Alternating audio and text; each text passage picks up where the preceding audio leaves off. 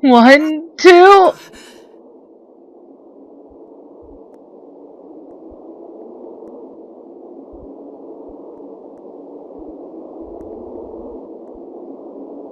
What is he doing?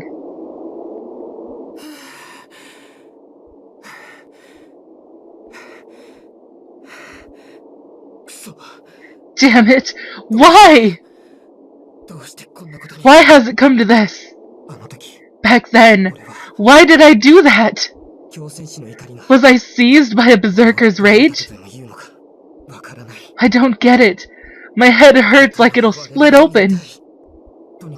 Anyway, I need to check the status of the battlefield. What happened after that? Where is this place?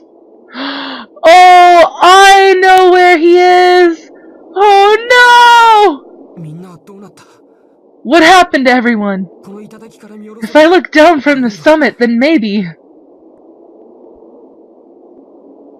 Oh no, I know where he is. I know where this is. Oh no, I know where this is. Oh no, no, no! Oh my, Sir Arthur! What business do you have in such a remote place? What are you doing here?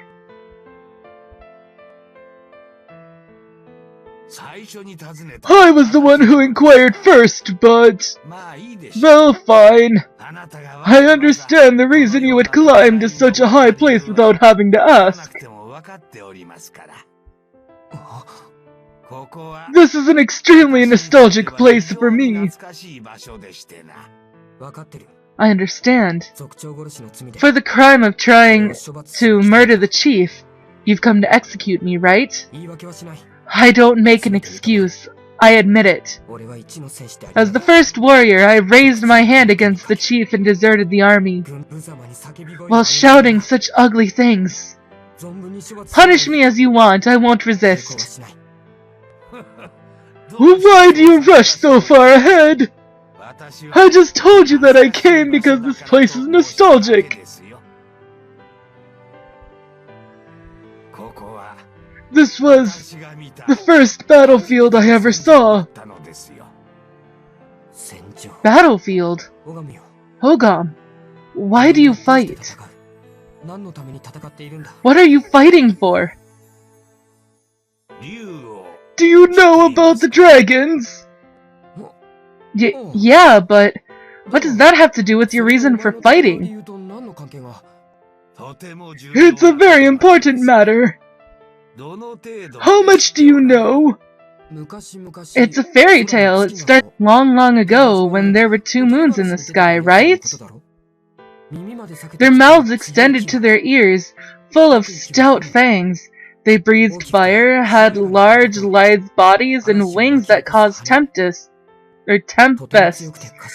were both strong and wise, and could fly into the sky. When Rhiannon was really small, she loved that story.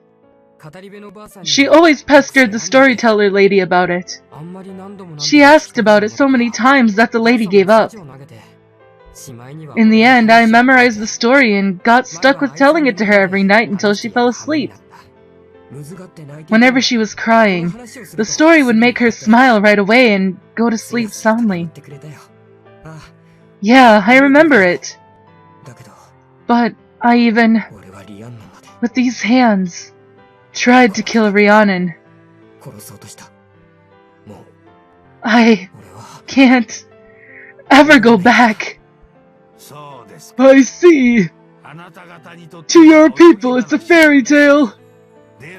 Then, I am one of those very dragons from your tale. If I said such a thing, you wouldn't possibly believe me, would you? What are you saying? You're a human no matter how I look at you, right? And a story beginning with when there were 2 moons in the sky has to be folklore. Who would believe in the creatures appearing in such a tale?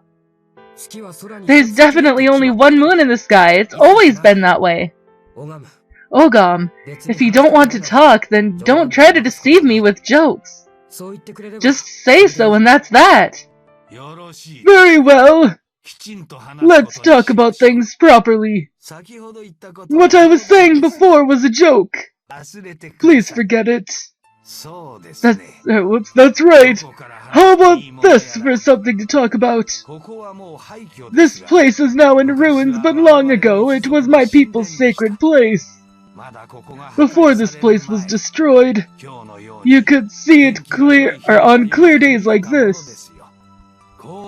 Beyond Mount Chorus, beyond the edge of Erin, across the sea at the end of the horizon is our home.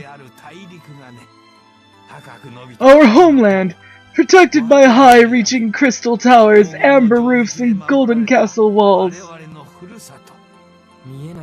I can't see it.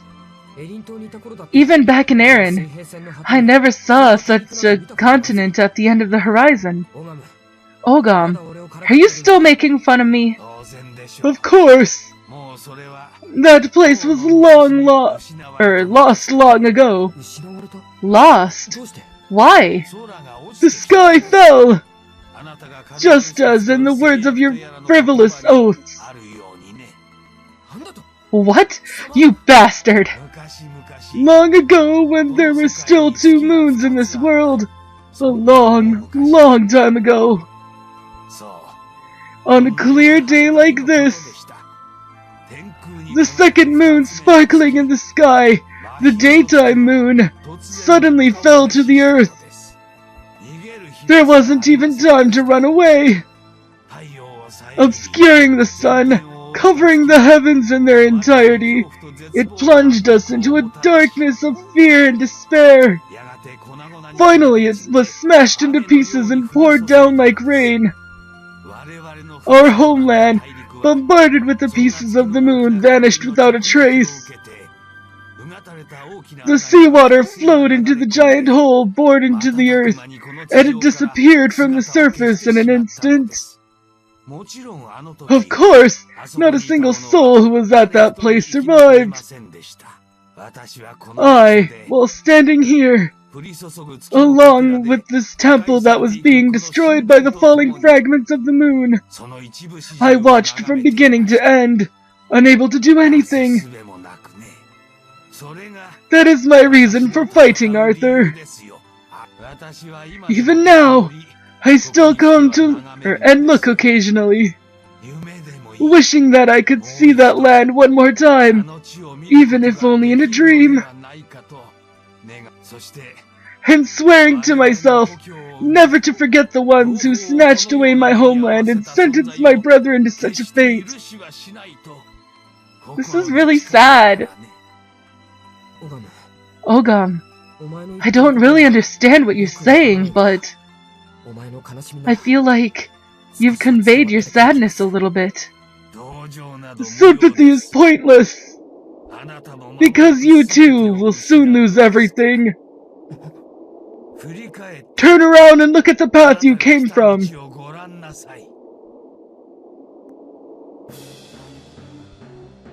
Oh no.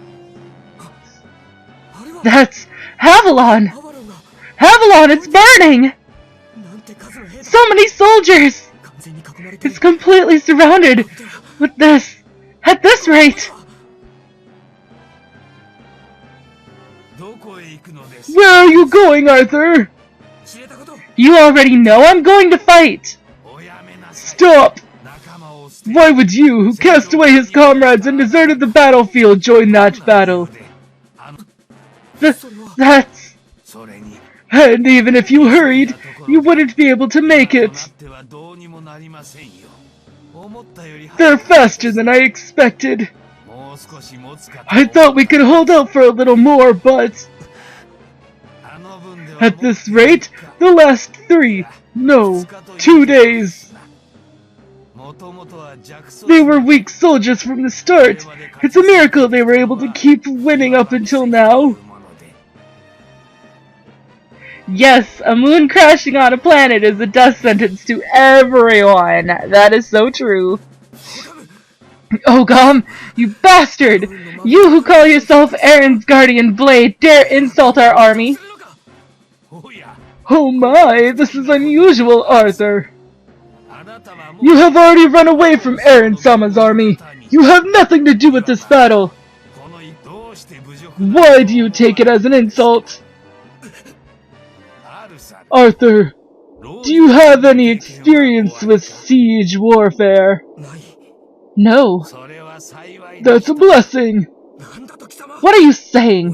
That I'll be of no use on this battlefield? That I'm still a novice? No, Arthur, it's not that at all. I really believe that not knowing is a blessing. War is always a brutal thing. But the fate of the vanquished during siege warfare is the most extreme. It's fine for warriors like you. Just fighting and dying is great. Minstrels will sing songs of you for 100 years. But no songs will remain of the cruelty that came upon the weak ones left behind. The pillagers will cut off a finger for a ring. If they want a bracelet, they'll cut off an arm. If they want a necklace, they'll cut off a head.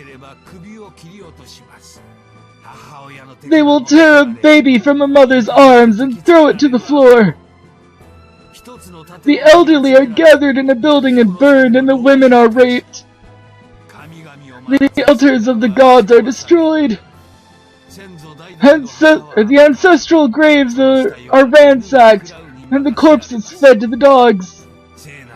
All that is holy is defiled and destroyed, and the victims shriek from the absolute mayhem. And carved into the ones who barely survived is a never-ending hatred. It's an atrocious thing. Please, as staff officer, you should be able to do it. Let me return to the army once more. I'll accept any punishment afterwards, so let me protect them. Please, Ogam! No, I can't do that, Arthur. Why? The people of your tribe, they all understood. There could be nothing in store for them but a cruel death. But, knowing that this fate awaited them, they pointed their swords at the Empire and followed you. Yes. Out of everyone, they believed in you, Arthur. And yet, you would do this. You would return now to that battlefield and fight as one of our soldiers. Do you really think you can save them? Think this over, Arthur. With your own mind and your own will. Face the confusion in your heart and answer me. If you truly wish to save them. Whether I can save them? If I can face myself. Indeed. Damn it. What do I do? I don't know. I really don't know. When I first met him, he was a demon king. But even so, he saved my sister's life. He saved her from all sorts of disgrace. He always put his life on the line for our tribe. But he killed my father. He disguised his true character. I don't get it. I don't get it! Who is he? I am Arthur, the first warrior of the Gale tribe. Yes, the first warrior is the one who upholds his oaths. A warrior of Gale must live for his oath. He is the chief of Gale, who must be protected upon my oaths as a warrior. But he's my father's murderer, whom I swore to kill. Why? I've always lived only to fulfill my oaths as a proud warrior. But even so, when I realized it, I had even raised my hand against my sister, whom I held more precious than anything. Why? Why did it come to that? oaths? Even though the truth is right next